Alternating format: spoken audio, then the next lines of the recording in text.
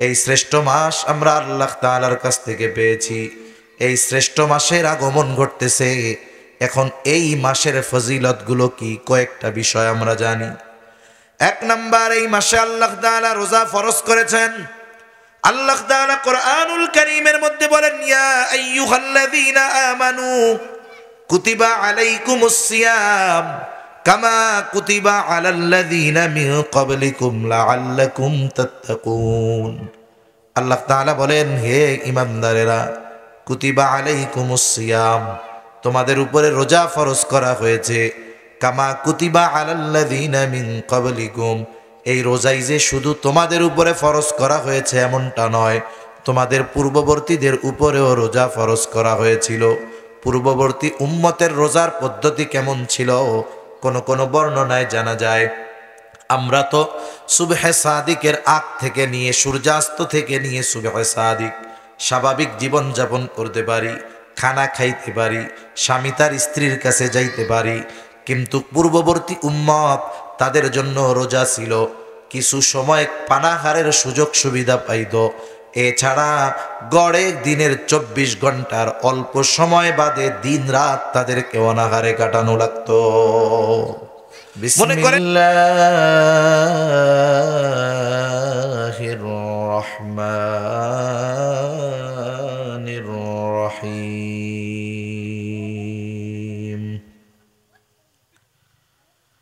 ইয়া আইয়ুহাল্লাযীনা আমানুত্তাকুল্লাহা হাক্কা তুকাতিহি ولا تموتن إلا وأنتم مسلمون.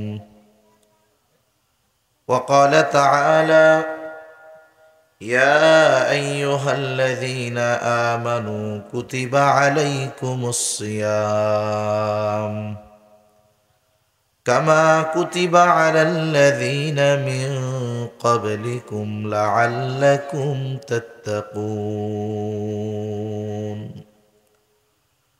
وقال رسول الله صلى الله عليه وسلم بني الإسلام على خمس: شهادة أن لا إله إلا الله وأن محمد رسول الله وإقام الصلاة وإيتاء الزكاة والحج وصوم رمضان. وقال رسول الله صلى الله عليه وسلم من صام رمضان إيمانا واحتسابا غفر له ما تقدم من ذنبه أو كما قال النبي صلى الله عليه وسلم. صدق الله العلي العظيم وصدق رسوله النبي الكريم ونحن على ذلك من الشاهدين والشاكرين والحمد لله رب العالمين. سبحانك لا علم لنا إلا ما علمتنا إنك أنت العليم الحكيم. اللهم صل على محمد وعلى آل محمد كما صليت على إبراهيم وعلى آل إبراهيم إنك حميد مجيد. اللهم بارك على محمد وعلى آل محمد كما باركت على إبراهيم وعلى آل إبراهيم إنك حميد مجيد. আল্লাহর মহব্বতে আমরা একটু জিকির করি, লা ইলাহা ইল্লাল্লাহ। কাগজটা দেখি, ওই কাগজটা না। আর আজান কয়টা? 7:30। পৌনে আটটা না আজান? লা ইলাহা ইল্লাল্লাহ, লা ইলাহা ইল্লাল্লাহ। একটু জিকির করি আমরা, লা ইলাহা ইল্লাল্লাহ, লা ইলাহা ইল্লাল্লাহ, লা ইলাহা ইল্লাল্লাহ, মুহাম্মাদুর রাসূলুল্লাহ সাল্লাল্লাহু আলাইহি ওয়াসাল্লাম। আলহামদুলিল্লাহ, ঐতিহ্যবাহী নোয়াখালী জেলার অন্তর্গত সেনবাগ থানাধীন খাজুরিয়া পূর্বপাড়া আল মাদিনা জামে মসজিদের উদ্যোগে আয়োজিত 13তম তফসিরুল কোরআন মাহফিল। আজকের এই তফসিরুল কোরআন মাহফিলের সম্মানিত শ্রদ্ধেয় সভাপতি, আমন্ত্রিত উলামায়ে কেরাম, সামনে উপস্থিত মুরব্বিয়ানে কেরাম, সমবয়সী যুবক বন্ধু, স্নেহের ছোট ভাই, মাইকের আওয়াজ যত দূরে যায়, নিজ নিজ স্থানে অবস্থানরতা সম্মানিতা শ্রদ্ধা মা ও বোন, আল্লাহ রাব্বুল আলামিনের দরবারে অগণিত শুকর যে মহান মালিক হায়াতে বরকত দিয়ে সুস্থ রেখে তার মহান হুকুম মাগরিবের নামাজের পর হাজারো মানুষের মধ্য থেকে যাচাই বাছাই করে অল্প কিছু মানুষকে হাদিসের ভাষায় এ জান্নাতের বাগানে আসার বসার, কিছু কথা বলবার এবং শ্রবণ করবার তৌফিক যে মহান মনিব দান করেছেন, সে মহান মানিবকে খুশি করার জন্য মোহাব্বতের সাথে জবান খুলে অন্তর থেকে আমরা একবার কালিমাতুশ শুকর পাঠ করি, আলহামদুলিল্লাহ। অগণিত দুরুদ ও সালাম সৈয়দুল আম্বিয়া, আশরাফুল আম্বিয়া, খাতামুল আম্বিয়া, ইমামুল মুরসালিন, রহমাতুল লিল আলামিন, মুহাম্মাদুর রাসূলুল্লাহ সাল্লাল্লাহু আলাইহি ওয়াসাল্লামের উপর। আসলে মাগরিবের পর এই সময়টা খুবই গুরুত্বপূর্ণ একটি সময়। আবার এই সময়টা মানুষের দুনিয়াবি ব্যস্ততারও কিন্তু সময়। প্রত্যেকটা বাজারে দেখবেন সন্ধ্যার পর থেকে নিয়ে এশা পর্যন্ত এই 2-3 ঘন্টা বিশেষ করে সবচেয়ে ভিড় থাকে বেশি। এই টাইমটায় মানুষের জাগতিক ব্যস্ততা বেশি থাকে, এটাই বাস্তব। আবার এই সময়টাতে আল্লাহ সুবহানাহু ওয়া তাআলা বান্দার প্রতি বিশেষ রহমত বর্ষণ করেন, গুরুত্বপূর্ণ একটি সময়। যেমন হিফজখানায় যারা পড়ে, হাফিজ সাহেব হয় যারা, গড়ে সারাদিন পেছনের পড়া পড়ে, শুধুমাত্র সামনের পড়া মুখস্থ করার সময় মাগরিব থেকে এশা, এই সময়টাতে তারা সামনের পড়া মুখস্থ করে। এজন্য আল্লাহ তাআলা এই গুরুত্বপূর্ণ একটি সময় আমাদের গুরুত্বপূর্ণ মজলিসে আসার তৌফিক দান করলেন। আল্লাহ তাআলা আমাকে এই দ্বীনি মজলিসে হাদিসের ভাষায় জান্নাতের বাগানে কিছু কথা বলবার সুযোগ দিলেন। আল্লাহ তাআলা এমন কিছু কথা বলার তৌফিক দেন যেগুলো আমাদের সবার দুনিয়া আখেরাতের জন্য কল্যাণকর হয়। সকলে বলি আমিন। কিছু কিছু মজমা আছে বড় বড় না কিন্তু ওজন আছে, আবার কিছু মজমা আছে বড় কিন্তু ওজন নেই, আছে না? বাচ্চারা বেলুন ফুলায় দেখছেন, সাজায় যে কত বড় হয়, ওজন কয় গ্রাম? হ্যাঁ, 100 বেলুন 100 গ্রাম হবে না, কথার কথা 250 গ্রাম হবে না। এজন্য কিছু মজমা আছে আল্লাহ ওয়ালাদের বরকতে এই মজমাগুলো দামি হয়ে যায়। যেমন আজকের মজলিসে আরো 2 জন যারা আছেন, প্রত্যেকেই মোটামুটি এ কথা বলা যায় যে আহলুল্লাহ, আল্লাহর ওলি, বুজুর্গ মানুষ। ওনাদের বরকতে এই মজলিস যত ছোট হোক না কেন, ওনাদের বরকতে এটার ওজন বেড়ে গেছে।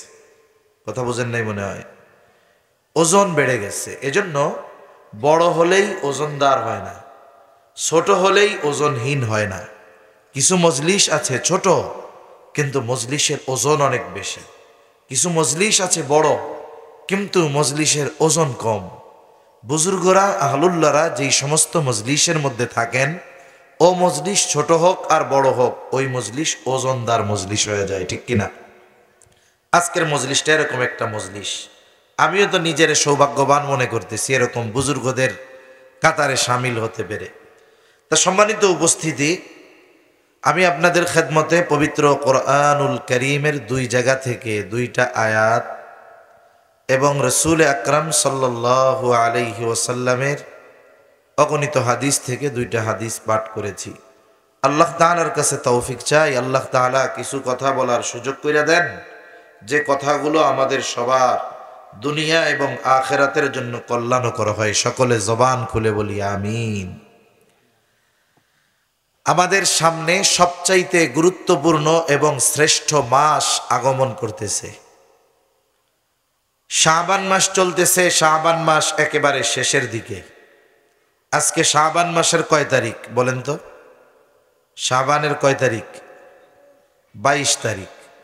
কারণ সন্ধ্যা সূর্য ডুবার সাথে সাথে নতুন আর এক তারিখ শুরু হয়েছে, একটা শেষ হয়েছে। এমনি কথা ঠিক আছে, 21 তারিখও ভুল বলা যাবে না, ওনাদের হিসাবে ঠিক আছে আর কি। কারণ রাত 12টায় তো আমরা ইংরেজি তারিখ পরিবর্তন করি, ওই তালে তালে কইছে আর কি 21 তারিখ। তারপরেও হিসাব যে রাখতেছে কয়েকজন, এটা বোঝা গেল। কত মজলিস তো এমন হয়েছে, আফসোস, ভরপুর মজমা। জিজ্ঞাসা করছি কয় তারিখ, আরে তারিখ তো বহুদূর, অনেক সময় মাসের নামও কইতে পারে না কোন মাস চলতেছে। তা 22 তারিখ শুরু হয়ে গেছে, একেবারে সময় কম আমাদের হাতে, রোজার মাস চলে আসতেছে। অথচ দেখুন, আমাদের উচিত ছিল রোজা আসতেছে এর আগ থেকেই প্রস্তুতি নেওয়া। নবীজি সাল্লাল্লাহু আলাইহি ওয়াসাল্লাম রজব মাস থেকেই নবীজি রমজানের প্রস্তুতি নেওয়া শুরু করতেন। যখন রজব মাস আসছে, আমাদের মসজিদের ইমাম সাহেবরা, খতিব সাহেবরা আমাদের সবাইরে শিখাইছেন, জানাইছেন যে যখন রজব মাস চলে আসতো নবীজি কি বলতেন? আল্লাহুম্মা বারিক লানা ফি রজব ওয়া শাবান ওয়া বাল্লিগনা রমাদান। আল্লাহ, আপনি আমারে রজব শাবানের বরকত দেন, রমজান পর্যন্ত পৌঁছায়া দেন। দেখতে দেখতে রজব শেষ, দেখতে দেখতে শাবানও শেষের দিকে। শাবান মাসে নবীজির পক্ষ থেকে কিছু নির্দেশনা আমাদের প্রতি ছিল, যেগুলো এখনো আছে। যেমন একটা কাজ, শাবান মাস যখন আসতো নবীজি সাহাবায়ে কেরামকে বলতেন, আহসু হেলালা শাবান লিরমাদান।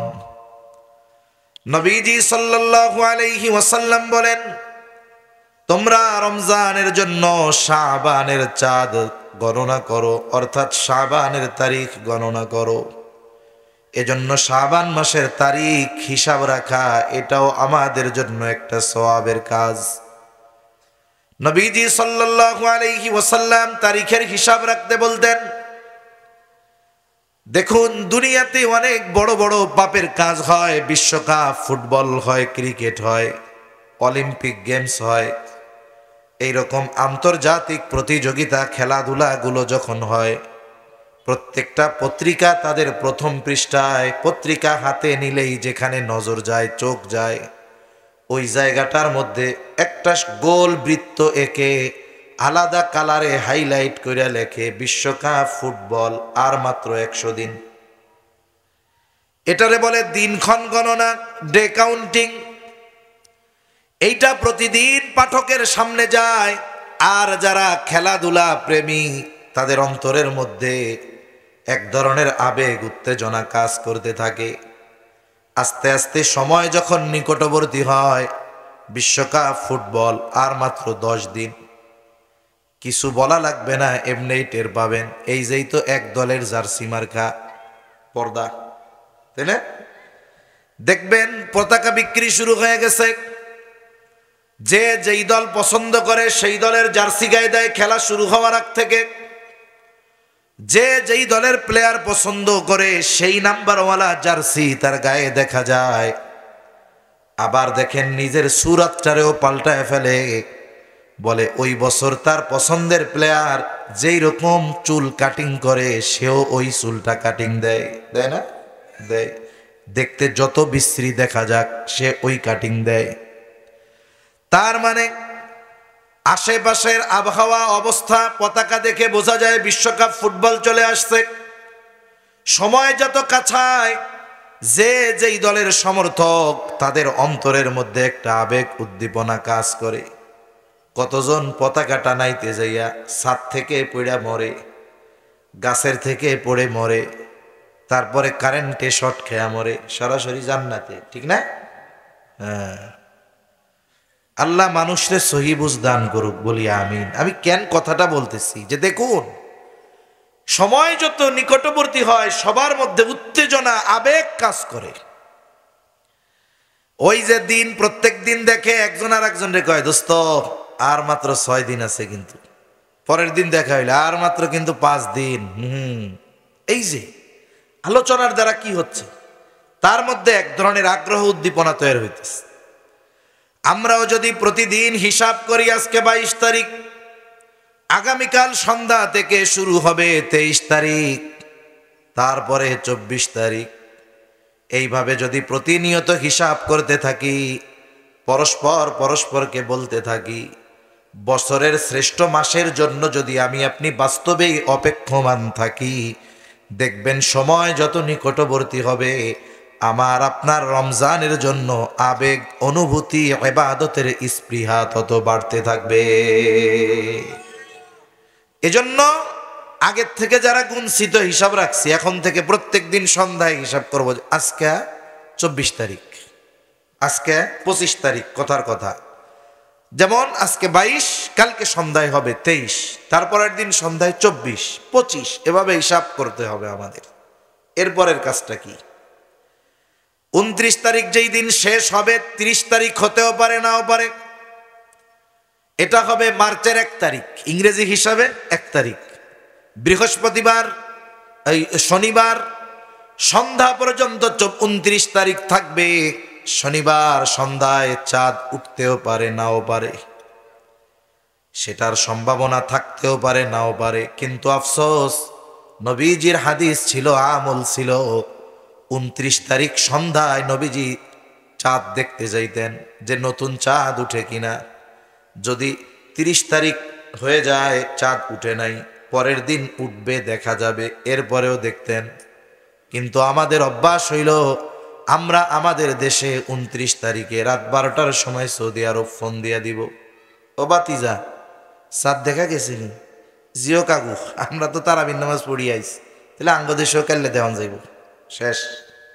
আমরা চাঁদ খুঁজি ফোন দিয়া সৌদি আরবে, আর হলো ফেসবুকের মধ্যে।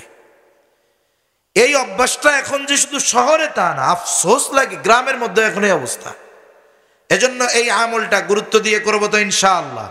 নবীজি দেখতেন, এটা একটা মরা সুন্নাত বললেই চলে এই জামানায়।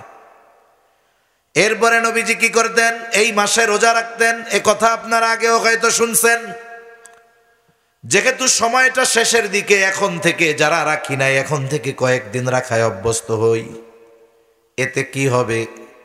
বলে আমি আপনি সারা বছর রোজা যারা রাখে নাই, বিশেষ করে হঠাৎ করে যখন রমজান মাসে রোজা রাখা শুরু করে, দেখবেন রমজানের শুরুতে 8, 10, 12 দিন জোহরের নামাজের পর মসজিদের মধ্যে খালি গড়াগড়ি করে। একবার গড়া দিয়া উত্তর পাশে যায়, আর একবার দক্ষিণ পাশে যায়। কি হয়েছে? অসুস্থ? হয় না, কয় রোজায় ধরছে। রোজার কি হাত পা আছে যে ধরতে পারে? কেন হয়েছে? বলে গোটা 11 মাস এক ধরনের অভ্যাস ছিল। প্রত্যেক দিন সকাল 9টায় খাইতো সকালের নাস্তা, জোহরের নামাজ পড়ে যায় বাড়িতে খাবার খাইতো, আবার এশার নামাজের পরে খানা খাইয়া আস্তে ঘুমায়া যাইত। এখন তো রমজান মাসে খাদ্য অভ্যাস পরিবর্তন, সময় পরিবর্তন। এখন সকালেও খায় না, সকালেরটা মোটামুটি যাই হোক সাহারির সময় খায়, ওই টাইমে যেমন তেমন। দুপুর বেলায় তো জোহরের নামাজের পরে পাকস্থলী হা করে থাকে, এই যে আমারে খাবার দিবে, তখনই কিদা লাগে। পাকস্থলী কয়েকদিন হা করে, পাকস্থলীরে অভ্যস্ত করাইতে যে তোমারে দুপুরবেলা খাবার দাবার এখন দেওয়া হবে না, এই অভ্যস্ত করাইতে 8, 10, 12 দিন চলে যায়। তখন কি হয়? 12 দিন, 14 দিন, 15 দিন পর থেকে মার্কেটিং। এরপরে মাস শেষ, রমজান মাস আসলো, চলে গেল, কিন্তু আমি আপনি রমজান থেকে কিছু নিতে পারলাম না। এটা আমার আপনার জন্য আফসোসের ব্যাপার। কিন্তু যেই মানুষ সারা বছর নফল রোজায় অভ্যস্ত, মনে করেন বছরে প্রতি মাসে 3 দিন রোজা রাখতো। প্রতি সোম বৃহস্পতিবার রোজা রাখে এমন আল্লাহর বান্দা অনেক আছে। প্রতি সব মাসে 13, 14, 15 তারিখ রোজা রাখে।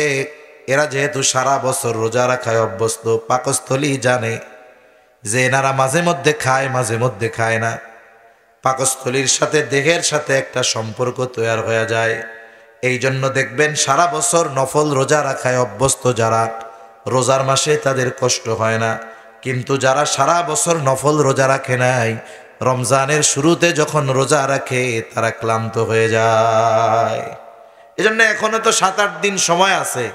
আমরা যদি আজকে থেকে এই অভ্যাসগুলো করি, আগামীকাল থেকে কয়েকদিন রোজা রাখি, তাহলে রোজা রাখায় অভ্যস্ত হয়ে যাবে পাকস্থলী। দেখবেন রোজার শুরু থেকে প্রাণবন্ততার সাথে নামাজ, রোজা, তারাবি এগুলো আমরা করতে পারবো। এজন্য বাকি কয়েকদিন আছে যে আমরা নফল রোজা রাখার চেষ্টা করব, বলেন ইনশাআল্লাহ। তবে নবীজির নির্দেশনা হলো শাবান আর রমজানের মধ্যে একেবারে শেষের 1-2 দিন রোজা না রাখা। 1-2 দিন রোজা না রাখার ব্যাপারে নবীজি সাল্লাল্লাহু আলাইহি ওয়াসাল্লাম বলেছেন, আপনি 28 তারিখ পর্যন্ত রোজা রাখেন, 29, 30 আপনি বাদ দিয়া দেন। কেন?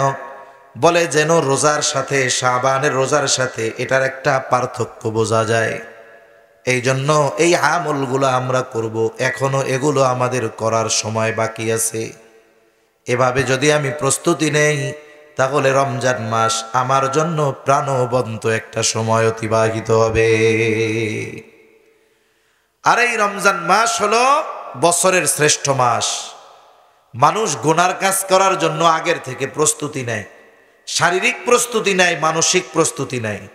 মনে করেন একজন যে কোনো হামদ, নাত, কেরাত প্রতিযোগিতায় অংশগ্রহণ করবে, হঠাৎ করে এসে করে না। 5 মিনিট একটা ইসলামী সঙ্গীত বলবে, এর জন্য প্রস্তুতি নেয় 500 মিনিট, ঠিক না? 500 মিনিট এটারে গায়, গলা সাইডা সুইডা টান টুন ঠিক কইরা, এরপরে 5 মিনিট এই জায়গায় এসে গায়। তার মানে এই 5 মিনিট ভালো মতো গাওয়ার জন্য সে 500 মিনিটের প্রস্তুতি নেয়। আর সারা বছরের শ্রেষ্ঠ মাস, আমরা এই মাস অতিবাহিত করার জন্য আমাদের কোনো প্রিপারেশন নাই, আমাদের কোনো প্রস্তুতি আগের থেকে আমরা নেই না। অথচ আমাদের সালাফগণ, সাহাবায়ে কেরাম, স্বয়ং আমাদের নবীজি সাল্লাল্লাহু আলাইহি ওয়াসাল্লাম রমজান আসার আগের থেকেই প্রস্তুতি নিতেন। এজন্য শ্রেষ্ঠ মাস আমরা যদি অতিবাহিত করতে চাই, বাকি সময়গুলা আমরা মানসিক, শারীরিক সব ধরনের প্রস্তুতি নিব, বলেন ইনশাআল্লাহ। আমরা যে রোজার মাসের জন্য প্রস্তুতি নিব, এটাও আমাদের জন্য সওয়াবের কারণ হবে। কেন হবে না? কারণ ইসলাম এমন এক জীবন বিধান, ইসলাম শুধু কোনো বিষয়কে হারাম করে তা নয়, বলে ওই হারাম সংগঠিত হওয়ার যত পদ্ধতি আছে ওই কামগুলাও হারাম। এখন ভালো কাজ আপনি করবেন, এই ভালো কাজ ভালোভাবে করার জন্য যেই প্রস্তুতি নিব বৈধভাবে, এটাও আমার আপনার ইবাদতের কারণ হবে, সওয়াবের কারণ হবে ইনশাআল্লাহ। তাহলে আসেন, রমজান মাস হলো শ্রেষ্ঠ মাস। যদিও কোরআনুল কারীমের মধ্যে আল্লাহ তাআলা জানিয়ে দিয়েছেন বছরে 12 মাস, 4টি মাস হলো সম্মানিত মাস। আল্লাহ তাআলা কোরআনুল কারীমের মধ্যে জানিয়ে দিয়েছেন, এটা সৃষ্টির শুরু থেকে নিয়েই আল্লাহ তাআলার সিদ্ধান্ত, অতীতের সব উম্মতের জন্য এই 4 মাস সম্মানিত মাস ছিল, উম্মতে মুহাম্মাদির জন্য এই 4 মাস সম্মানিত মাস। তবে স্পেশাল ভাবে আল্লাহ তাআলা উম্মতে মুহাম্মাদিকে দান করেছেন রমজান মাস। আর এই রমজান মাস হলো বছরের সর্বশ্রেষ্ঠ মাস। রমজান মাস বছরের শ্রেষ্ঠ মাস। আল্লাহ তাআলা এই উম্মতরে কয়েকটা শ্রেষ্ঠ জিনিস দান করছে। 1 নাম্বার দান করেছে সাইয়্যিদুল আম্বিয়া, সব নবীদের সর্দার আমাদের নবী, সব নবীদের সর্দার আমাদের নবী। এরপরে আল্লাহ তাআলা দান করেছেন আমাদেরকে সব মাসের মধ্যে শ্রেষ্ঠ মাস রমজান মাস। আল্লাহ তাআলা আমাদেরকে দিয়েছেন শ্রেষ্ঠ রজনী লাইলাতুল কদর। আল্লাহ তাআলা আমাদেরকে দিয়েছেন শ্রেষ্ঠ কিতাব কোরআনুল কারীম। আল্লাহ তাআলা আমাদের দিয়েছেন শ্রেষ্ঠ দিন জুমার দিন, এবং 2 ঈদের দিন হলো শ্রেষ্ঠ দিন। এই উম্মতের শ্রেষ্ঠত্ব এগুলার জন্য। এই শ্রেষ্ঠ মাস আমরা আল্লাহ তাআলার কাছ থেকে পেয়েছি। এই শ্রেষ্ঠ মাসের আগমন ঘটতেছে। এখন এই মাসের ফজিলতগুলো কি কয়েকটা বিষয় আমরা জানি। এক নাম্বার, এই মাসে আল্লাহ তাআলা রোজা ফরজ করেছেন। আল্লাহ তাআলা কোরআনুল কারীমের মধ্যে বলেন, ইয়া আইয়ুহাল্লাযীনা আমানু কুতিবা আলাইকুমুস সিয়াম কামা কুতিবা আলাল্লাযীনা মিন ক্বাবলিকুম লাআল্লাকুম তাত্তাকুন। আল্লাহ তাআলা বলেন, হে ঈমানদারেরা, কুতিবা আলাইকুমুস সিয়াম, তোমাদের উপরে রোজা ফরজ করা হয়েছে। কামা কুতিবা আলাল্লাযীনা মিন ক্বাবলিকুম, এই রোজাই যে শুধু তোমাদের উপরে ফরজ করা হয়েছে এমনটা নয়, তোমাদের পূর্ববর্তীদের উপরেও রোজা ফরজ করা হয়েছিল। পূর্ববর্তী উম্মতের রোজার পদ্ধতি কেমন ছিল কোন কোন বর্ণনায় জানা যায়। আমরা তো সুবহে সাদিকের আগ থেকে নিয়ে সূর্যাস্ত থেকে নিয়ে সুবহে সাদিক স্বাভাবিক জীবন যাপন করতে পারি, খানা খাইতে পারি, স্বামী তার স্ত্রীর কাছে যাইতে পারি। কিন্তু পূর্ববর্তী উম্মত, তাদের জন্য রোজা ছিল কিছু সময় পানাহারের সুযোগ সুবিধা পাইত।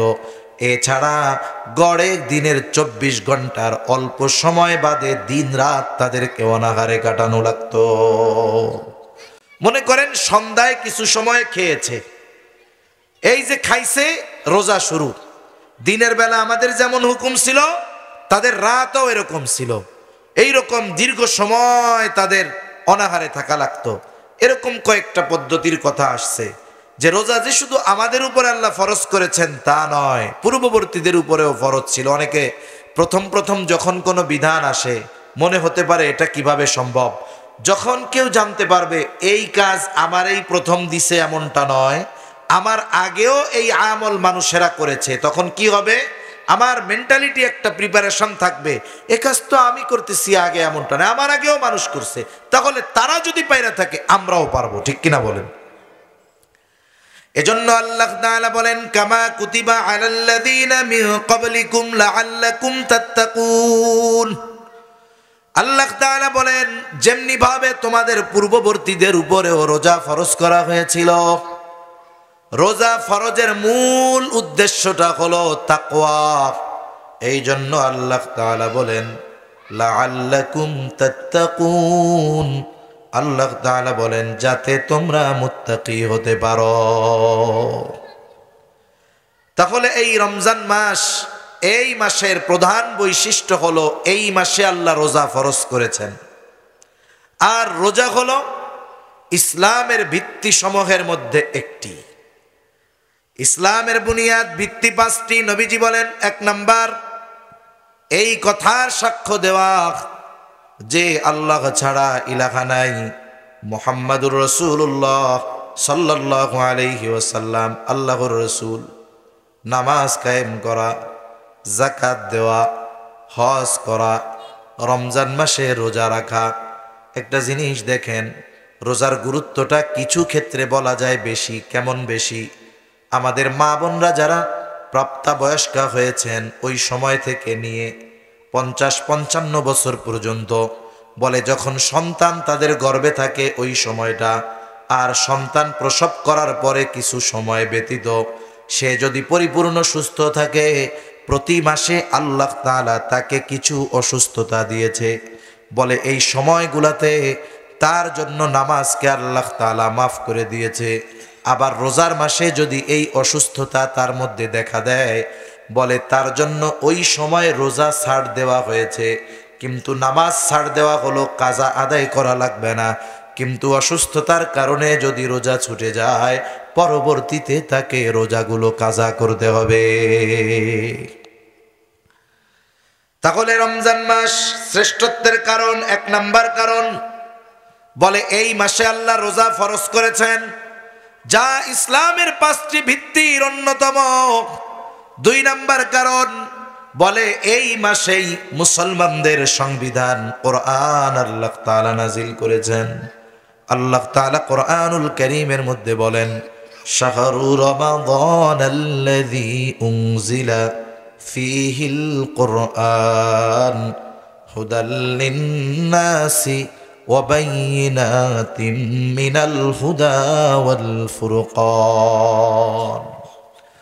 আল্লাহ রাব্বুল আলামিন বলেন শাহরু রমাদান, রমজান মাস, আল্লাযী উনজিলা ফীহিল কুরআন, যেই মাসে আল্লাহ তাআলা কোরআন নাজিল করেছেন, এই কোরআন তার মধ্যে পার্থক্যকারী। এই কোরআন হলো ফুরকান, সত্য মিথ্যার মধ্যে পার্থক্যকারী।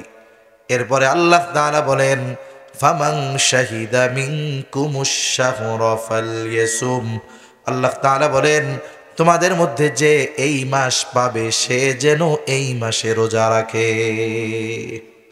তাহলে এক নাম্বার রমজান মাসের শ্রেষ্ঠত্বের এক নাম্বার কারণ, প্রথম হলো রমজান মাস গোটা বছরের মধ্যে শ্রেষ্ঠ মাস। কোন কারণগুলোর কারণে শ্রেষ্ঠ? বলে এক নাম্বার কারণ, আল্লাহ তাআলা এই মাসে ইসলামের অন্যতম বুনিয়াদ রোজা আল্লাহ ফরজ করেছেন। দুই নাম্বার, এই মাসে আল্লাহ তাআলা কোরআন নাজিল করেছেন যা মানুষের জন্য হেদায়েত। এক জায়গায় আল্লাহ তাআলা বলেন হুদাল্লিল মুত্তাকিন, কোরআন মুত্তাকিনদের জন্য হেদায়েত। আর এক জায়গায় বলেন হুদাল্লিন নাস, এটা মানুষের জন্য হেদায়েত। দেখুন এই কোরআন, মুমিন তো ইমানের মতো দৌলত লাভ করছে, এখন মুমিনের জন্য করণীয় কি? বলে মুমিন এই কোরআনের আলোকে নিজের ব্যক্তিগত জীবন, পারিবারিক জীবন, সামাজিক জীবন, অর্থনৈতিক জীবন, রাষ্ট্রীয় জীবন, সব জায়গায় এই কোরআন প্রতিষ্ঠার জন্য প্রচেষ্টা করবে। ঠিক কিনা বলেন? প্রথমে নিজেরে পরিবর্তন করতে হবে, এরপরে আস্তে আস্তে আমি নিজে পরিবর্তন হব। আমি একা, আমি 10 জন মিলে আমরা। মনে করেন আপনার পরিবার, আপনি যদি পরিবর্তন হন, আপনার প্রতিবেশীদেরকে যদি পরিবর্তনের চেষ্টা করেন, এই কয়েকটা এই পরিবার নিয়ে একটা সমাজ হয়, কয়েকটা সমাজ নিয়ে একটা মহল্লা হয়, কয়েকটা মহল্লা নিয়ে একটা ওয়ার্ড হয়, কয়েকটা ওয়ার্ড নিয়ে একটা ইউনিয়ন হয়। এভাবে পরিবর্তন শুরু করতে হবে নিজের থেকে।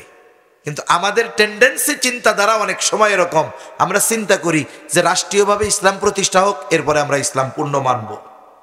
মনে রাখতে হবে ব্যক্তিগত জীবনে ইসলাম মানার ক্ষেত্রে যেই প্রতিবন্ধকতা আমাদের সামনে যদি না থাকে, যেই পর্যন্ত ইসলাম মানার ক্ষেত্রে কোনো প্রতিবন্ধকতা নাই, ওই পরিমাণ ইসলাম যদি, কোরআন যদি, দিন যদি আমি আপনি পরিপূর্ণ বাস্তবায়ন না করি, আল্লাহর কাছে ছাড় পাওয়ার উপায় নাই। আচ্ছা বলেন তো, আমি আপনি যদি পর্দা করে চলি, আমার পরিবার যদি পর্দা করে চলে, ঠেকানোর কেউ আছে? আপনারা যদি সুদ না খান, আমরা যদি সুদ না খাই, জোর করে সুদ খাওয়াবে কেউ আছে? তাহলে যেই বিষয়গুলো আমাদের আমল করার সুযোগ আছে, আমরা এইগুলো কেন করি না? শুধু অপেক্ষায় থাকি কখন ইসলাম প্রতিষ্ঠা হবে। ইসলাম যারা প্রতিষ্ঠা করবে, এরাই যদি ইসলাম যতটুকু মানার সুযোগ আছে না মানে, তাহলে ইসলাম প্রতিষ্ঠা কেমনে হবে? এটা মনে রাখতে হবে। ইসলামকে অনেকে মনে করে যে ইসলাম বিজয়ী নয়, এটা মানুষ মনে করে। না না, ইসলাম শুরু থেকে নিয়ে কিয়ামত পর্যন্ত বিজয়ী, ইসলামই বিজয়ী।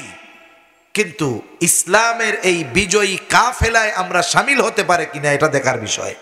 এজন্য মনে রাখবেন, এই কোরআনের আলোকে আমরা আমাদের পরিবার সাজাবো, আমরা আমাদের ব্যক্তিগত জীবন সাজাবো, আমরা আমাদের অর্থনৈতিক জীবন সাজাবো।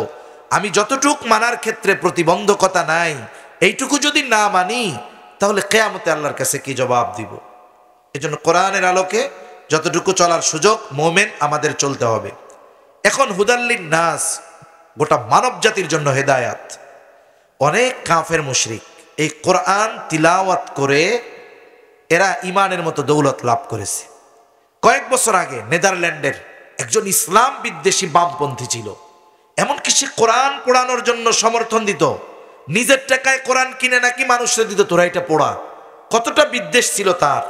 এই আল্লাহর বান্দা এক সময় কি করছে, চিন্তা করছে যে কোরআনের প্রতি এত আমার অন্তরের মধ্যে বিদ্বেষ, এই কোরআনে আছে কি?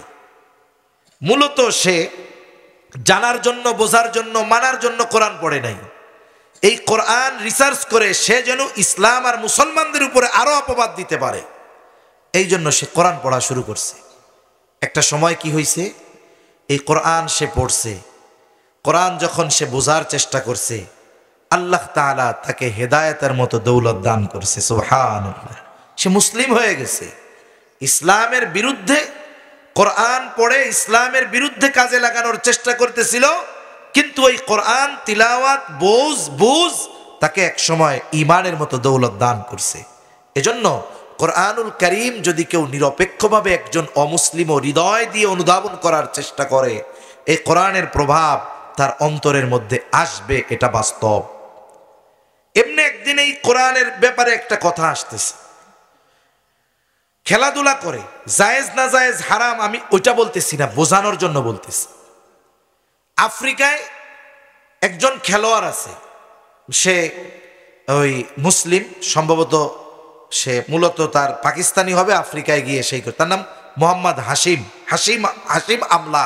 পত্রিকা একদিন লিখতেছে যে তার সতীর্থরা তার ব্যাপারে বলতেছে এটা, যে উনি যখন গাড়িতে ওঠে তখন উনি কোরআন তিলাওয়াত করে, ওনার সহকর্মী যারা অন্যান্য খেলোয়াড় যারা, এরা বলতেছে যে আমরা যখন হতাশাগ্রস্ত থাকি তখন আমরা তাকে বলি, ভাই তুমি একটু জোরে পড়ো, তোমার এই পড়া আমাদের কানে যখন আসে আমরা আত্মার প্রশান্তি লাভ করি। একটু চিন্তা করেন, একজন খ্রিস্টান, সেও আবেগ দরদ নিয়ে কোরআন শুনে, পড়ে না, সে বুঝেও না, কিন্তু একজন পড়ে, এতটুকু খেয়াল দিয়ে শোনার কারণে তারা আত্মার প্রশান্তি লাভ করে। এজন্য কোরআন এটা তো হুদাল্লিন নাস, গোটা মানব জাতির জন্য হেদায়াত। এই কোরআন যদি দুনিয়ার সবাই আমরা মেনে চলতে পারি, তাহলে গোটা পৃথিবীর মধ্যে সত্য মিথ্যার পরিপূর্ণ পার্থক্য নিরূপণ করা আমাদের জন্য সম্ভব হবে। এজন্য দেখুন, যারা কোরআন পড়ে, যারা কোরআন বোঝে, এদের বুঝ একরকম, আর যারা কোরআন বুঝে না, 5 ওয়াক্ত নামাজ পড়লেও তাদের বুঝ আর একরকম, ঠিক কিনা?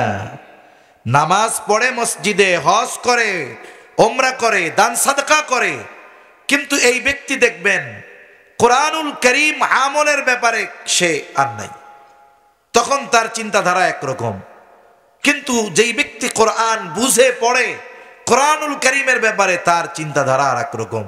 এজন্য আমাদের উচিত কোরআনকে শুধু তাকে রেখে দেওয়া নয়, কোরআনকে শুধু কেউ মারা গেলে পড়ার জন্য নয়, শুধুমাত্র কোরআন পড়লেই সওয়াব হবে কোনো সন্দেহ নাই, শুধু সওয়াবের নিয়তেও আমরা তিলাওয়াত করব এমনটাও নয়।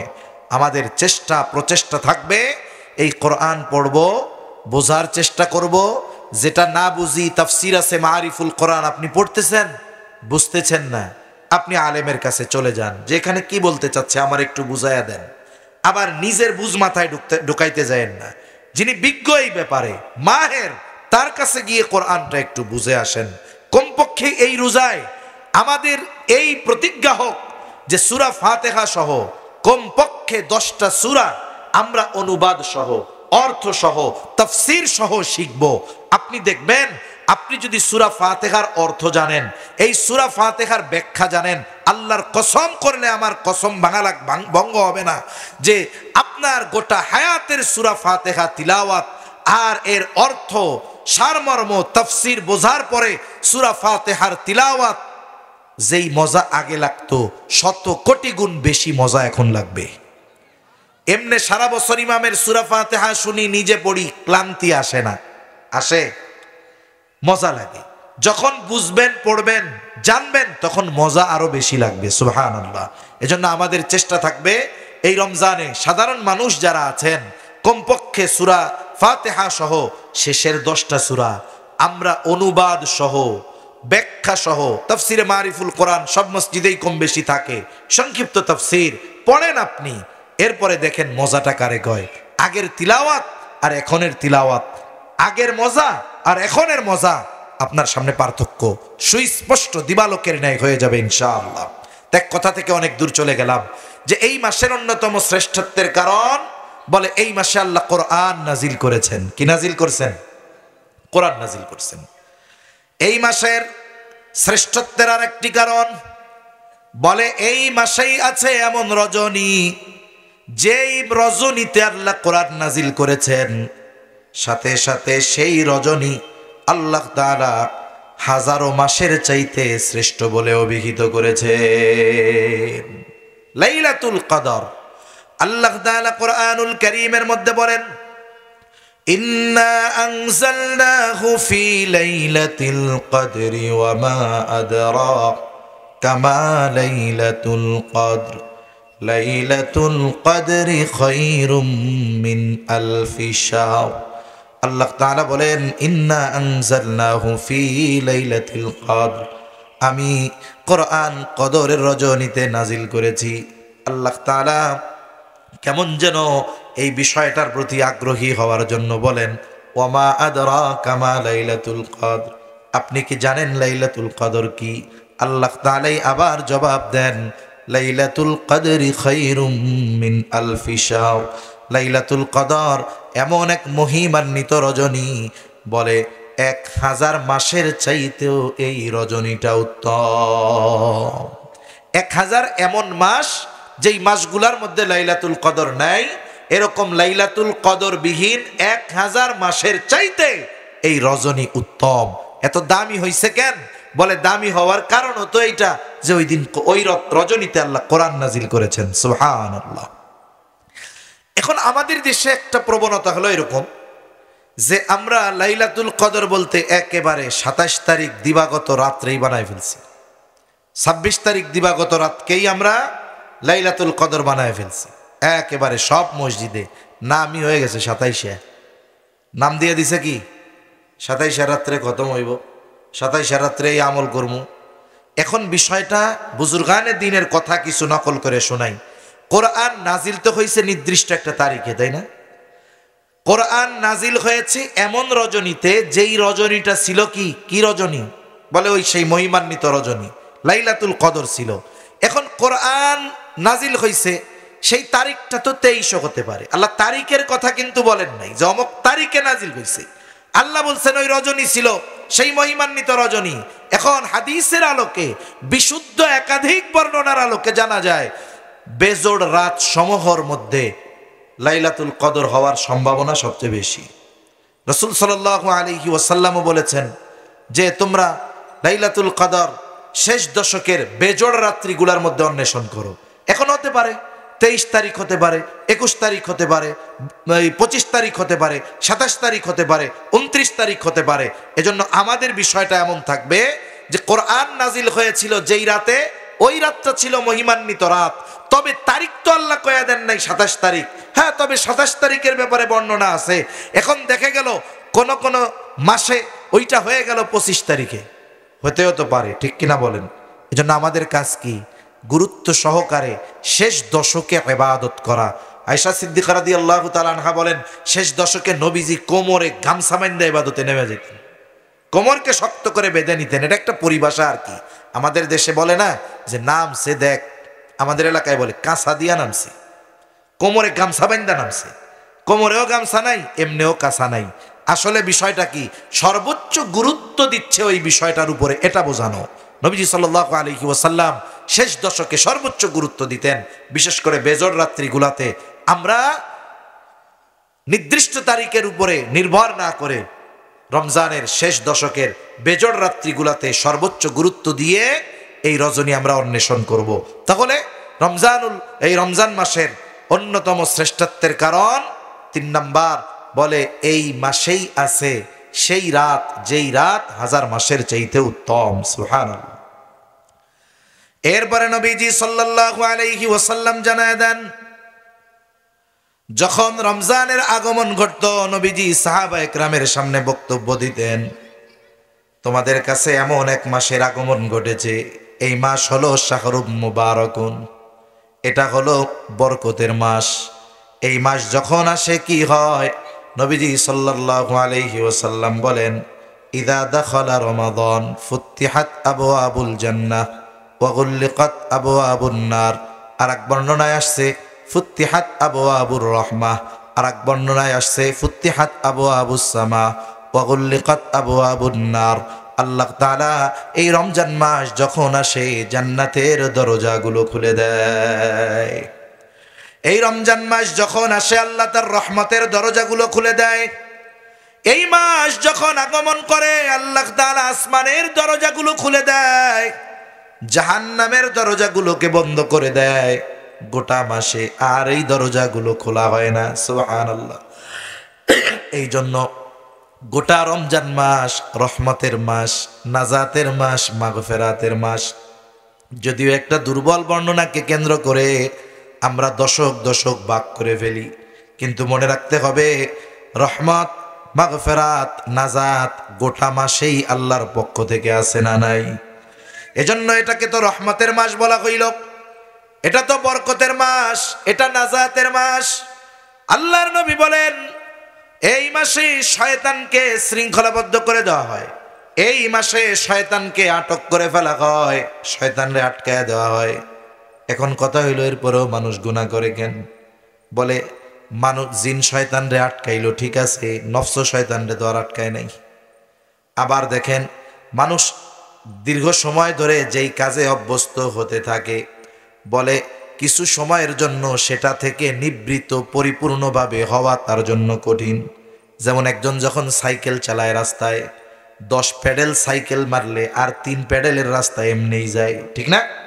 10 প্যাডেল যদি মারে সাইকেলে, এমনিও একটু বিরতি দিলে আরো কিছু সামনে এমনিতেই যায়।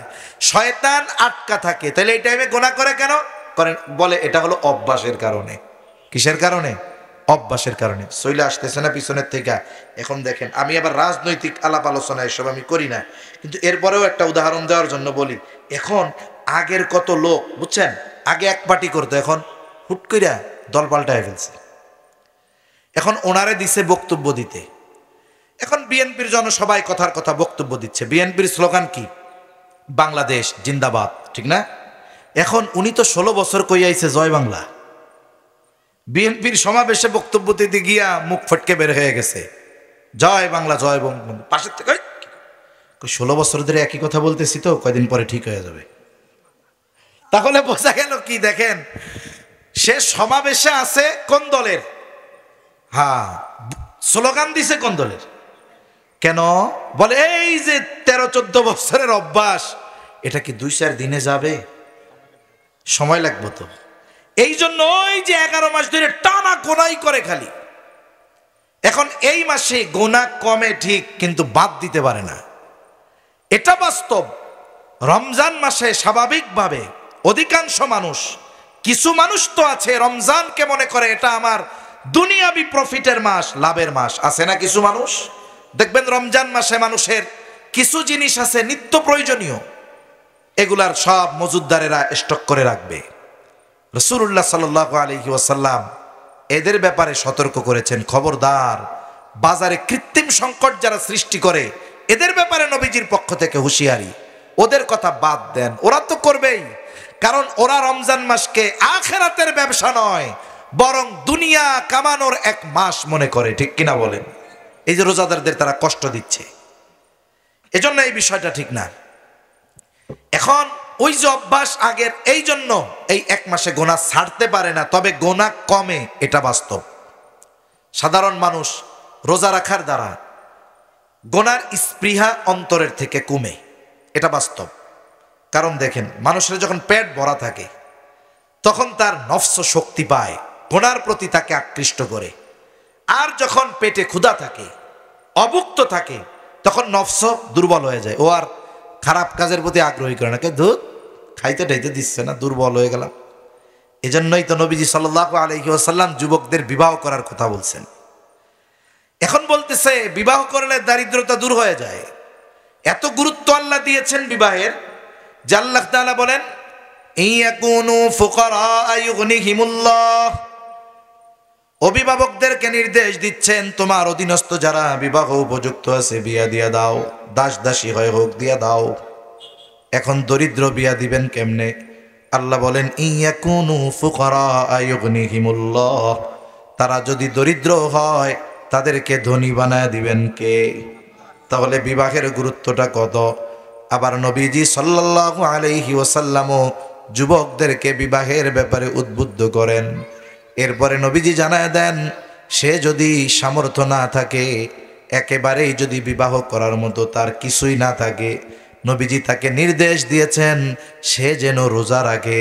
কারণ কি? রোজা রাখার দ্বারা কুপ্রবৃত্তি, চাহিদা এটা নিয়ন্ত্রণে থাকে।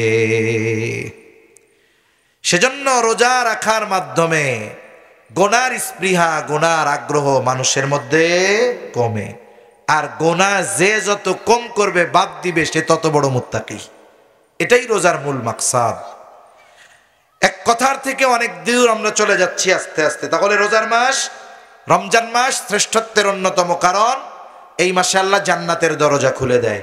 এই মাসে আল্লাহ আসমানের দরজা খুলে দেয়, এই মাসে আল্লাহ তাআলা রহমতের দরজা খুলে দেয়, এই মাসে আল্লাহ তাআলা জাহান্নামের দরজাগুলো বন্ধ করে দেয়, এই মাসে আল্লাহ তাআলা শয়তানকে আবদ্ধ করে ফেলে। অর্ধেক সাপোর্ট তো আল্লাহ দিয়ে দিছে, বাকি অর্ধেক লড়াই আমাদের করতে হবে রমজান মাসে কিছু নিয়মতান্ত্রিকতার মধ্যে জীবন চালানোর মাধ্যমে।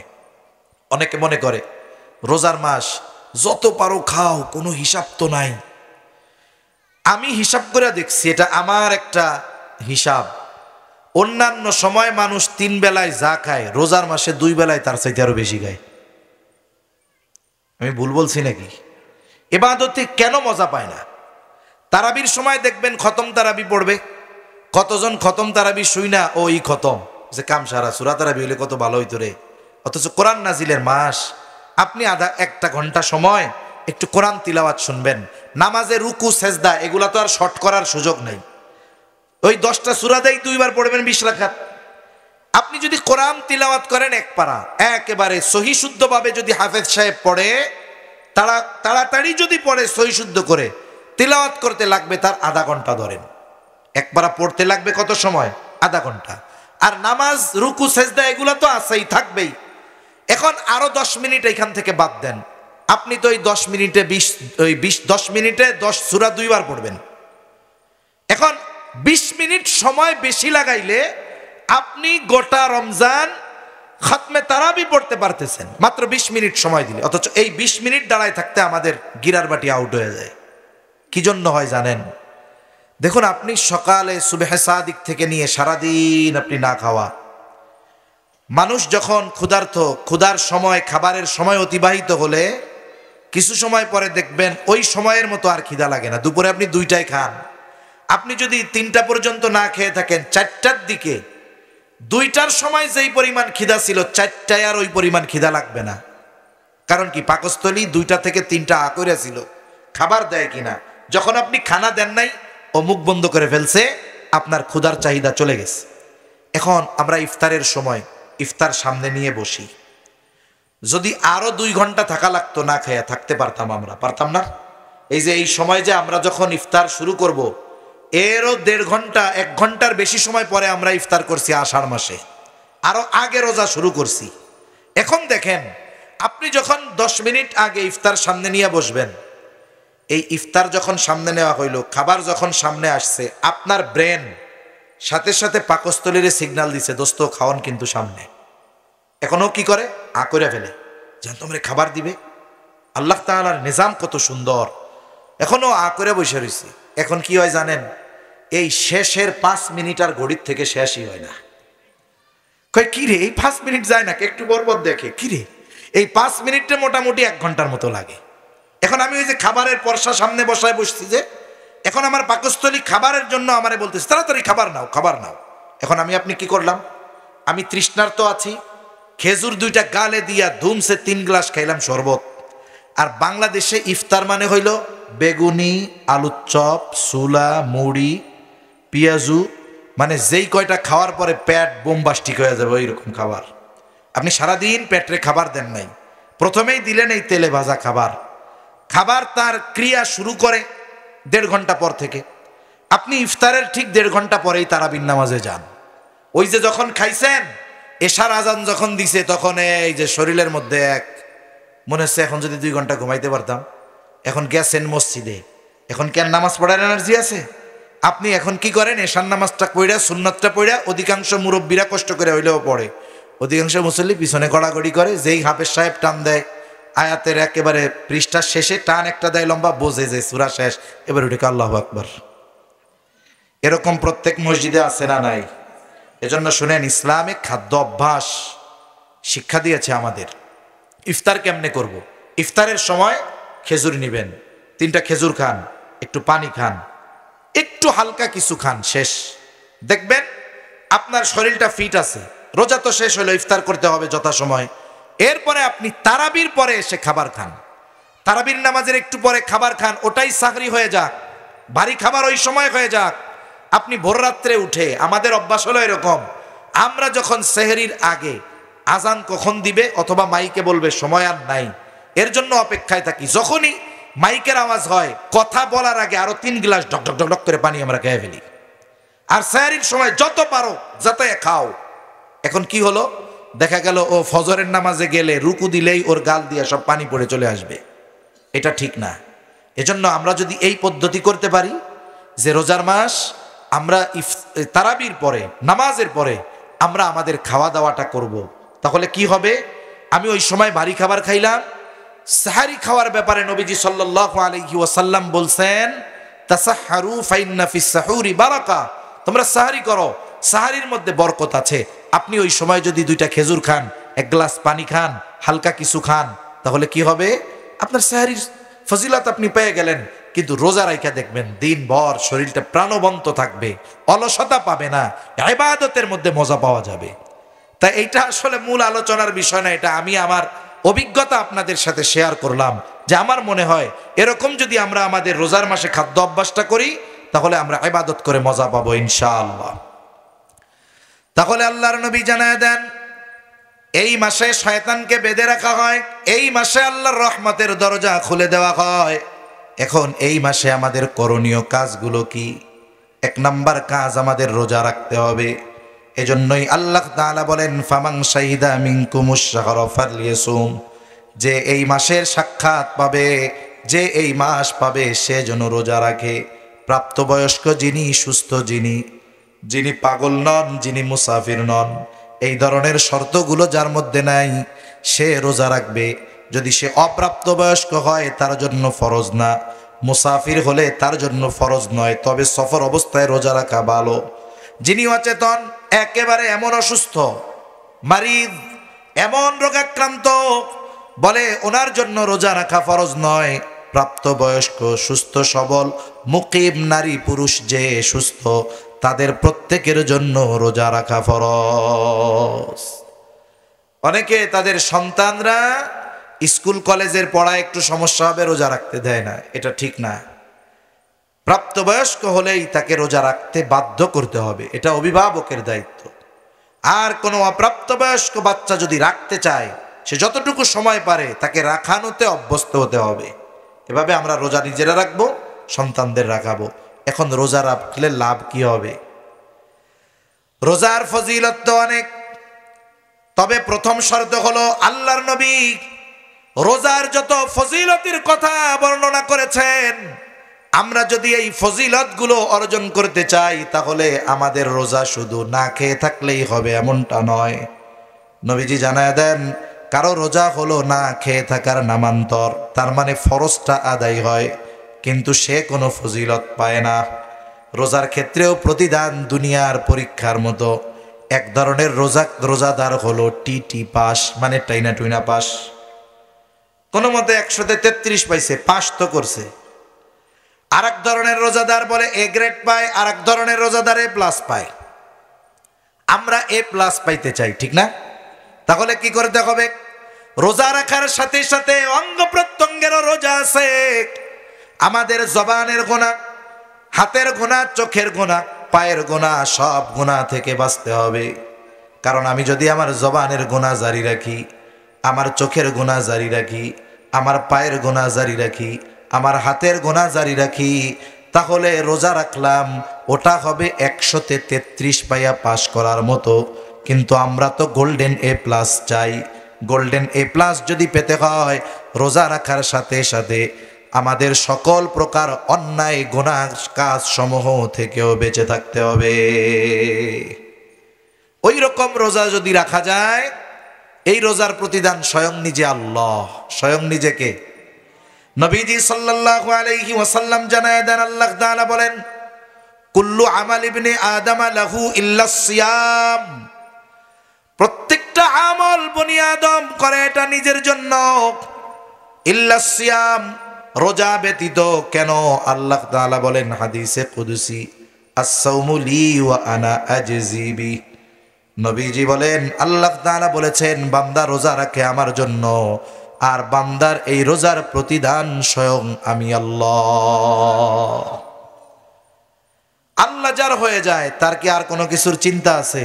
আর কোনো কিছুর চিন্তা নেই। আল্লাহকে যদি পাইতে হয় তাহলে শুধু না খেয়ে থাকলেই হবে না, আমাদের সকল ধরনের গুনাহ থেকে বাঁচতে হবে। দেখুন, রোজাদার রোজা রাখে, রোজা রাখার দ্বারা এই পাকস্থলী যখন পানি যায় না, খাবার যায় না, যেমন আপনার একটা ঘর, যত সুন্দর ঘর হোক, ওই ঘরে যদি 3 মাস কেউ না থাকে, এই শূন্য ঘর আপনি পরিষ্কার করে রেখে গেছেন, আপনি যখন 3 মাস পরে ওই খালি ঘরে ঢুকবেন, ওই একটা গন্ধ আসে। কিন্তু রমজান মাসে রোজা রাখার কারণে পাকস্থলী তো খালি, তখন একটা গন্ধ আসে। একটা হলো দাঁত না মাজার গন্ধ, এ গন্ধ না, কিন্তু অনেকে বুঝে না। আবার আল্লাহর নবী সাল্লাল্লাহু আলাইহি ওয়াসাল্লাম বলেন, লা খুলুফু ফামিস সাইমি আতয়াবু ইনদাল্লাহি তাআলা মির রিহিল মিস্ক। রোজা রাখার কারণে রোজাদারের মুখে একটা গন্ধ হয়। দাঁত মাজতে হবে, মেসওয়াক করা যাবে, পেস্ট দিয়ে মাজা এটা অনিরাপদ, কারণ স্বাদ গলার ভিতরে চলে যাওয়ার সম্ভাবনা থাকে। যেন মেসওয়াক করবেন 5 বেলায়, যতবার খুশি মেসওয়াক করা যাবে, সমস্যা নেই। এখন এরপরেও যারা মেসওয়াক করে তারা বুঝবে, তার গালে এমনি গন্ধ না, কিন্তু এরপরেও রোজা রাখার কারণে একটা গন্ধ আসে। কেন? বলে পাকস্থলী খালি থাকে, তো এই গন্ধটা এই রোজা রাখার কারণে। নবীজি বলেন, লা খুলুফু ফামিস সাইম, এই যে রোজাদার রোজা রাখার কারণে তার মুখের যে গন্ধ আল্লাহ তাআলার কাছে মেশক আম্বরের চাইতে বেশি প্রিয়। সুবহানাল্লাহ। এখন বলেন, ওই রোজা রেখে আমি গীবত করলাম, আমি যদি রোজা রেখে গীবত করি, মৃত ভাইয়ের গোশত খাওয়ার মতো, কেমন যেন আমার দাঁতের সাথে পচা গোশত লেগে থাকবে, তাহলে তো ওইটার দুর্গন্ধ বের হবে। এজন্য মনে রাখতে হবে, রোজা রেখে আমরা সকল গুনাহ থেকে বেঁচে থাকবো, বলেন আমিন। এরপরে রোজাদারের স্পেশালিটি কি? নবীজি সাল্লাল্লাহু আলাইহি ওয়াসাল্লাম জানায় দেন, ইন্না ফিল জান্নাতি বাবান ইউকালু লাহুর রায়্যান। জান্নাতের একটা স্পেশাল দরজা আছে, যেটা শুধুমাত্র রোজাদারদের জন্য। এই দরজার নাম হলো রায়্যান। ফেরেশতারা ডাকতে থাকবে, আইনাস সাইমুন, কোথায় রোজাদারেরা, কোথায় রোজাদারেরা? রোজাদারেরা ওই দরজা দিয়ে ঢুকবে। সর্বশেষ ব্যক্তি যখন রোজাদার ওই দরজা দিয়ে ঢুকবে, আল্লাহ রাব্বুল আলামিনের নবী জানায় দেন, ওই দরজা বন্ধ করে দেওয়া হবে। রোজাদার ব্যতীত ওই দরজা দিয়ে আর কেউ ঢুকতে পারবে না। দুনিয়ায়ও অনেক অনুষ্ঠানের মধ্যে একই সেমিনারের হলের মধ্যে সেমিনার হবে, কিন্তু দরজা ভিন্ন ভিন্ন থাকে। এক জায়গায় থাকে আম পাবলিকের, এক জায়গায় থাকে ভিআইপিদের, আর এক দরজা থাকে ভিভিআইপিদের। বলে ভিভিআইপির দরজা দিয়ে আম পাবলিক ঢুকতে পারবে না, যদিও একই হলে ঢুকবে। ওই রকম ভাবে ভিভিআইপির জন্য আলাদা দরজা। কেন? বলে এটা তার জন্য আলাদা স্পেশালিটি, তার জন্য থাকবে লাল গালিচা, তার জন্য থাকবে ফুলের সংবর্ধনা, তার জন্য আসনটা থাকবে একটু ব্যতিক্রম। বলে কিয়ামতের দিন রোজাদারের জন্য এরকম আলাদা স্পেশালিটি থাকবে। সুবহানাল্লাহ। বলেন। আর এক হাদিসের মধ্যে আসছে, নবীজি সাল্লাল্লাহু আলাইহি ওয়াসাল্লাম বলেন, গ্রীষ্মকালীন রোজা তো পার হয়ে গেছে, এখনো আমরা কিছুকাল রোজা পাবো, যদিও গরম ফাল্গুনে রোজা হবে, এখানেও তো শেষ দিকে একটু গরম পাবো। নবীজি বলেন, যেই ব্যক্তি আল্লাহর জন্য গ্রীষ্মকালে তৃষ্ণার্ত থেকেছে, তার মানে সে রোজা রাখছে, পানির পিপাসায়ও পানি পান করায় নাই। নবীজি বলেন, কিয়ামতের দিন আল্লাহ তাআলা ওই ব্যক্তিকে পিপাসা নিবারণের জন্য পানি পান করাবে। এত ফজিলত, এত মর্যাদা, এত সম্মান এই রোজাদারের জন্য। অথচ দেখবেন এমনি সময়ের চাইতে বাজারের দোকানগুলোয় পর্দা দিয়ে খাবার লোক বেড়ে গেছে, ঠিক কিনা বলেন? এজন্য নবীজি এক হাদিসের মধ্যে বলেন, রোজার মাস যখন আসে ইমানদারদের মধ্যে এক ধরনের উদ্দীপনা কাজ করে, যে ইবাদতের মৌসুম আসছে। আর মুনাফিকরা এরা বেজার হয়ে যায়, চিন্তা করে ঘরের বউ রোজা রাখবো রে, খাওন দাওন নাই, টাকা দিয়া হোটেলে যায় খাইতে হইব। এই জন্য অনেক দোকানদারের খোঁজ নেই তো আমরা, কি ব্যাপার ভাই রোজার মাসে? বন্ধু কয়, ভাই এই সময় আরো বেচা কেনা বেশি, এই সময় আরো কি বেশি? বেচা কেনা বেশি। আফসোস, কোনো ব্যক্তি যদি রোজার মাস, রোজা ফরজ, এই সময় যদি অহংকার প্রদর্শন করে মানুষের সামনে প্রকাশ্যে খায়, তার ঈমান চলে যাওয়ার সমস্যা আছে, ঈমান চলে যাওয়ার সম্ভাবনা আছে। এজন্য খবরদার, খবরদার, এ কাজ করা যাবে না। আমরা ঈমানদার, আমরা একটু কষ্ট করে রোজা রাখবো, আল্লাহ উত্তম প্রতিদান দিবে। রাখা যাবে না ইনশাআল্লাহ? তাহলে এই যে রমজান মাস আসতেছে, এ রমজানটা যেন প্রাণবন্ত হয়, এ রমজানটা যেন আমাদের আল্লাহকে পাওয়ার রমজান হয়। এজন্য আমাদের চেষ্টা অব্যাহত থাকতে হবে। সাথে সাথে কি করতে হবে? আল্লাহ তাআলার কাছে এই জন্য দোয়া করতে হবে। কেন দোয়া করব? কারণ দোয়ার মাধ্যমেই মানুষের ভাগ্য পরিবর্তন হতে পারে। আবার দেখুন, নেক আমলের মাধ্যমে নবীজি বলেন হায়াত বাড়ে। হায়াত বাড়ে বলতে হায়াতে আল্লাহ বরকত দেয়। আল্লাহ তাআলা হতে পারে আমাদের রমজান পর্যন্ত আমাদের হায়াত বাকি নাই, হতে পারে কি পারে না, কিন্তু আমি যদি সর্বোচ্চ আবেগ সর্বোচ্চ চেষ্টা রাখি, দোয়া করি আল্লাহ আমারে রমজান মাসটা পাওয়ায়া দেন, আল্লাহ রমজান মাসটা পাওয়ায়া দেন, আল্লাহ রমজান মাসটা পাওয়ায়া দেন, আল্লাহ তাআলা চাইলে পৌঁছাইতে দিতে পারেন কি পারেন না। ওই যে বনি ইসরায়েলের এক জালেম 100 খুন করছে, এক আলেম বলছে অমুক গ্রামে যায় তুমি মাফ চাও। এখন সে রওনা দিছে মাপ পাওয়ার উদ্দেশ্যে, কিন্তু সে পৌঁছানোর আগেই মালাকুল মাউত চলে আসছে। আজরাইল আলাইহিস সালাম তো মূল সর্দার, কিন্তু আবার গ্রুপ আছে দুইটা, একটা হলো বদকারের জান কবজ করার গ্রুপ, আর একটা হলো নেককারের জান কবজ করার গ্রুপ। প্রত্যেক ব্যক্তির ক্ষেত্রে এক গ্রুপ আসে, কিন্তু ওই ব্যক্তির ক্ষেত্রে 2 গ্রুপ এসে হাজির। এখন কয় এটা হলো আমার দলের লোক, ও কয় না এটারে আমরা নিব। এখন 2 দলের মধ্যে তর্ক বাইদা গেছে, কোন দল এই ব্যক্তির জান কবজ করবে? নেককার ফেরেশতাদের জান যারা কবজ করে তারা, না বদকারের? সমাধান কে দিবে? আল্লাহ। আল্লাহ সমাধান দিছে, এক কাজ করো, তার অবস্থান নির্ণয় করো। সে যদি নেককারদের গ্রামের কাছাকাছি হয় তাইলে তার তাওবা কবুল, সে নেককারদের অন্তর্ভুক্ত। এখনো কিন্তু নেককারদের গ্রামে মাপ চাওয়ার জন্য পৌঁছায় নাই, নিয়ত করে রওনা দিছে। আর যদি তার বাড়ি কাছে হয় তাইলে সে বদকারদের গ্রুপ হবে। এখান থেকে কয়েক ধরনের বর্ণনা। এক বর্ণনা হলো লোকটা জমিনের উপরে পড়ে গেছে, পড়ে যাওয়ার পর তার পা তো বন্ধ, চলে না, কিন্তু সে থেমে যায় নাই, সে বুক দিয়া ঘষে ঘষে সামনের দিকে গেছে। এখন জমিন মাপা হইল, দেখা গেল সে 1 বিগত বেশি ওই নেককারদের গ্রামের দিকে চলে গেছে। সুবহানাল্লাহ। ওই গ্রামে কি পৌঁছাইছে নাকি একটু বেশি গেছে? এই কারণে আল্লাহ তাআলা তারে মাফ করে দিছে। এরপরে কি হইল? আরেক বর্ণনা বলে সে আসলে বেশি দূর আসতে পারে নাই, তার বাড়ি নিকটে ছিল, নেককারদের গ্রাম দূরে ছিল। আল্লাহ তাআলা তার থেকে তার বাড়িকে জমিন সম্প্রসারিত করে দূরে বানায় দিছে, আর জমিন নেককারদের দিক থেকে সংকুচিত করে তারে কাছে বানায় দিছে। সুবহানাল্লাহ বলেন। এখন যদি আমি আপনি পরিপূর্ণ আবেগের সাথে, আগ্রহের সাথে, পরিপূর্ণ ইচ্ছার সাথে আল্লাহর কাছে বারবার বলি, আল্লাহ আমারে আপনি রমজান পর্যন্ত পৌঁছায়া দেন, রমজান পর্যন্ত পৌঁছায়া দেন। হায়াতের কথা তো বলা যায় না, আমার অন্তরের আগ্রহ যদি 100% থাকে, হয়তো রমজানের আগে চইলা যাইতে হবে। ওই বান্দার মতো আল্লাহ তাআলা চাইলে আমাকে রমজানের প্রতিদান দিয়ে দিতে পারে কি পারে না? এজন্য আমরা বেশি বেশি আল্লাহ তাআলার কাছে তৌফিক কামনা করব। আর সবচাইতে বড় কথা, রমজানের প্রস্তুতি এখন থেকেই নিব, যেন রমজান মাসে আমার পারিপার্শ্বিক কোনো প্রস্তুতি না নেওয়া লাগে। গুনার কাজ সংগঠিত হবে, এই জন্য যত প্রস্তুতি নিবে, সেটা যেহেতু নিষিদ্ধ, ওই যে আল্লাহ তাআলা বলছেন ওয়ালা তাকরাবুজ জিনা, আল্লাহ তাআলা জেনা হারাম করছে। শুধু জেনা হারাম না, আল্লাহ তাআলা এটাও বলছে জেনার নিকটবর্তী হয় না। মুফাসসিরিনে কেরাম বলেন এর দ্বারা উদ্দেশ্য হইল জেনা সংগঠিত হওয়ার যত কাজবাজ রাস্তা পদ্ধতি আছে এগুলোর কাছেও যাওয়া না। তাহলে আমি একটা ভালো কাজ করব, এর জন্য যদি আগের থেকে প্রস্তুতি নেই, তাহলে আশা করা যায় আল্লাহ সুবহানাহু ওয়া তাআলা এই প্রস্তুতিগুলাকেও আমাদের জন্য ইবাদত হিসাবে কবুল করবে। ঠিক কিনা বলেন?